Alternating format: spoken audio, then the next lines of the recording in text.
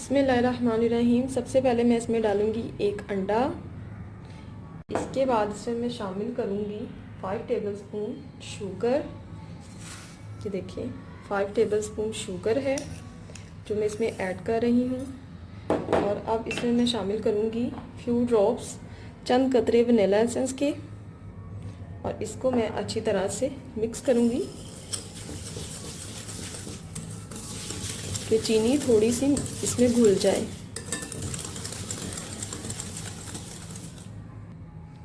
تھوڑا سا مکس کرنے کے بعد اب میں اس میں شامل کری ہوں 1 کپ دودھ۔ یہ وہی نارمل چائے والا کپ ہے۔ دودھ فی الحال ابھی میں 1 کپ ڈال رہی ہوں، اور اس کو اب میں اچھی طرح سے اس کے ساتھ مکس کروں گی کہ چینی تھوڑی سی گھل جائے۔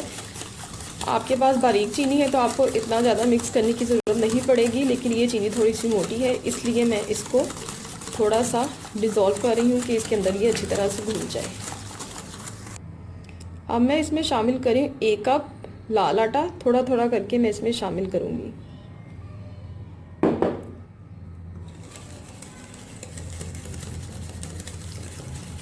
تھوڑا تھوڑا سا اپنی آٹا اس میں شامل کرنا ہے تاکہ اس میں گٹھلیاں نہ بنیں۔ اب میں باقی کا آٹا شامل کروں گی۔ لال آٹا ہے یہ۔ کوشش کیا کریں کہ میدے سے اور سفید آٹے سے پرہیز کریں، اور بچوں کو آپ لال آٹا دیں اور خود بھی کھائیں، کیونکہ یہ ہیلتھ کے حساب سے بہت زیادہ بینیفٹ ہیں اس کے۔ وائٹ آٹے میں اور میدے میں کچھ بھی کوئی طاقت نہیں ہوتی۔ اب میں اس میں باقی کا سارا آٹا شامل کر دوں گی۔ آٹا اس میں نے مکس کر دیا ہے۔ اب یہ میرے پاس ہے 1/2 کپ کارن فلور، وہی آٹے والا کپ ہے۔ اب میں اس میں یہ کارن فلور مکس کروں گی،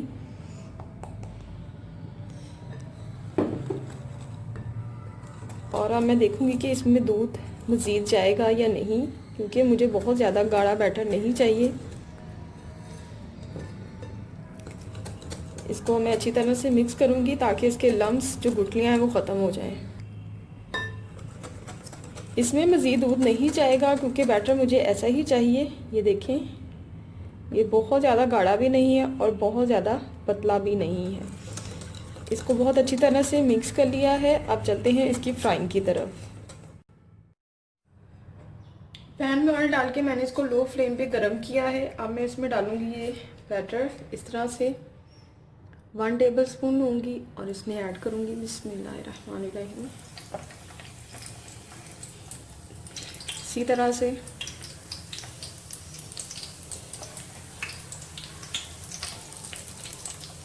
بہت ہی مزیدار یہ بن کے ریڈی ہوتا ہے۔ اس کو آپ نے لو فلیم پہ کرنا ہے کک، تاکہ یہ ہر طرف سے اچھی طرح سے کک ہو جائے۔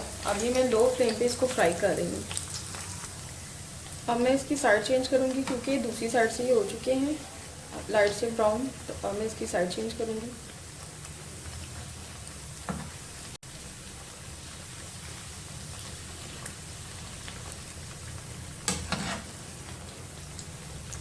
بارش ہو رہی ہو تو آپ اس کو بنا کے کھائیں تو بہت زیادہ یہ اس کا مزہ آتا ہے۔ چائے کے ساتھ کھائیں اس کو، آپ کریم کے ساتھ، سمپل کریم کے ساتھ کھائیں، یا اس پہ شہد ڈال کے کھائیں، یہ بہت زیادہ مزے کے لگتے ہیں۔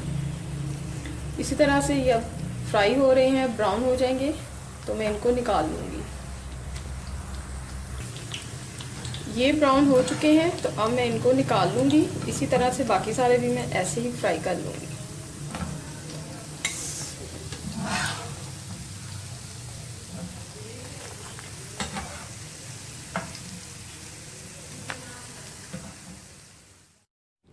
یہ دیکھیں مزیدار سی میٹھی کرسپی کرسپی یہ پوریاں بن کے ریڈی ہیں۔ آپ اس ریسپی کو ضرور ٹرائی کیجیے گا اور مجھے کمنٹس میں بتائیے گا کہ آپ کو یہ کیسی لگی۔ اپنی دعاؤں میں یاد رکھیے گا۔ اللہ حافظ۔